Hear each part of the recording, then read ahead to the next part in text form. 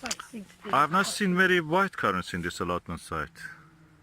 What do you think is the reason? Well, in England, they've never been very popular, and lots of people don't even know such a currant exists. They know Really? red currant, but they don't know there's a white variety of it. Yeah. Oh. I was only aware of it a few years ago myself, so Oh. that's how I know. I bought these bushes from they're called white Versailles anyway. I bought them from the keeper's nursery in Kent. And they were giving us every year fruits, beautiful fruits. And this year, for one reason, we didn't have the time to harvest. So we are not harvesting near late July. And they stood there, although the plant itself almost was killed by the drought. The leaves and everything dried and fell. Berries survive. But the fruit survived, yeah. And some of the leaves are now coming back again. So we had the rain. It's drought resistant, I believe. This is a very resistant. So if it is white Versailles, that may mean it's from France, and that means that they're kind of used to the drier conditions.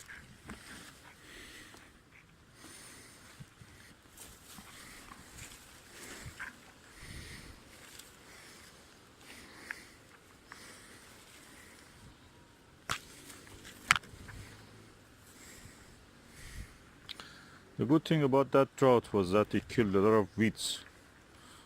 So they all turned to straw.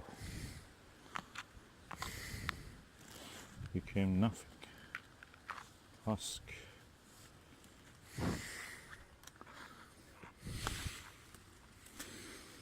But look, such a small bush gives us almost one punnet. One large punnet. This is a punnet for a grape. So if you put it in a normal punnets for the currants, that's probably around 5 normal punnet that you buy in the shop. And each one of these probably is £5 a punnet. Not £5, that's exaggeration. £3, £2. So that's at least £10 here of fruit. So people didn't know this. I don't know, no, it's not so popular. It's the most yummy of the currants, I think. And the most sweet, actually. You very rarely see them. You don't see currants be actually sweet. And this is one of the rare ones which actually gets sweet. Almost like jam or like grape, actually. Sweeter than grape, I must say. Yeah.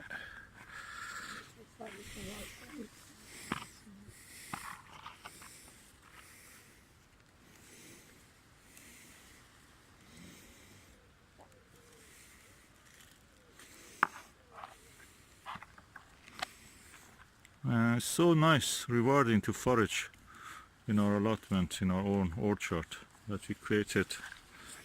The hard work, we spent a lot of money buying the plants, but working hard, and we get the reward of it, having things that you don't find in the shops, or if you find, they come at a good price, because we know that how difficult it is to carry them, to transport them. They don't travel well. They get easily damaged. And we understand the farmers have a right to ask for a price for such a delicate, beautiful crop.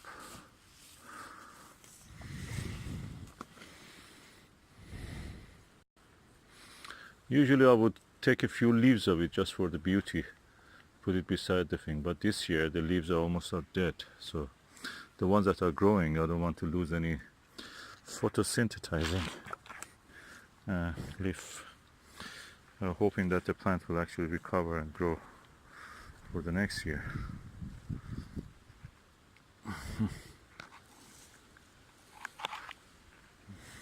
And did you notice that our warning about the food shortage was taken on board by the government? Of course they are not doing much, because the farmers, in the Guardian I was reading that the Farmers Association are telling that they don't take us seriously. They say that the problem with us is not the import from EU, The problem is that if we want to avoid the food shortage, we have to have big storage.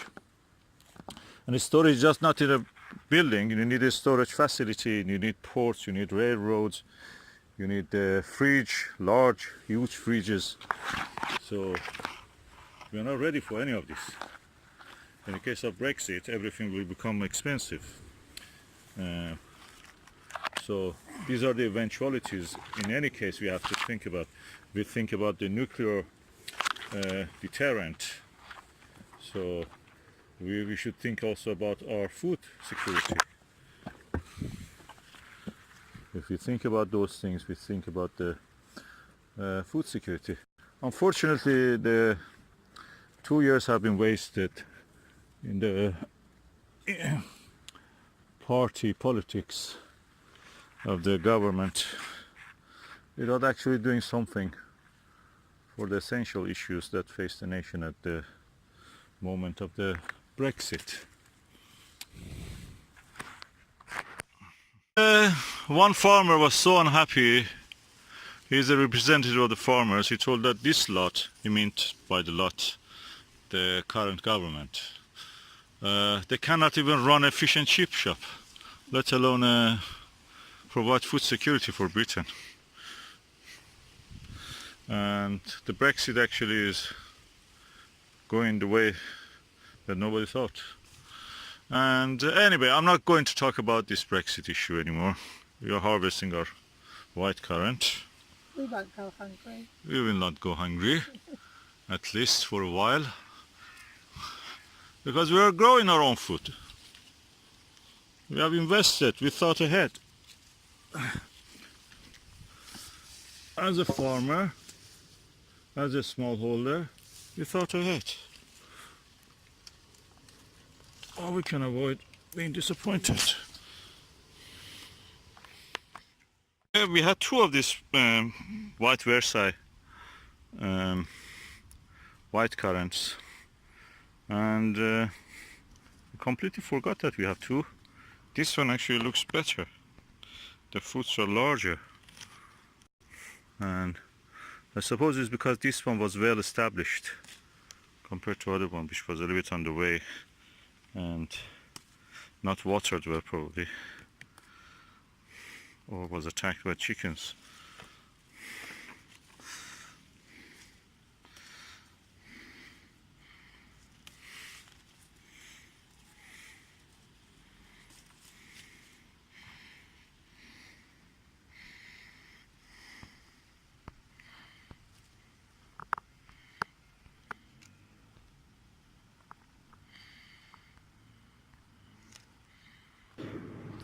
Okay, this is the harvest of this tree. It had a little bit more, but I really don't have the time really to go for all of that.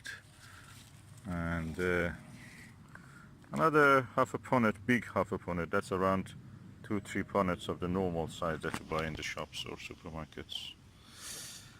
That's enough for having something to eat. We can make jam if we want, we can do other things. So that's good. In the meantime, my wife found more peaches on the tree, which were hidden.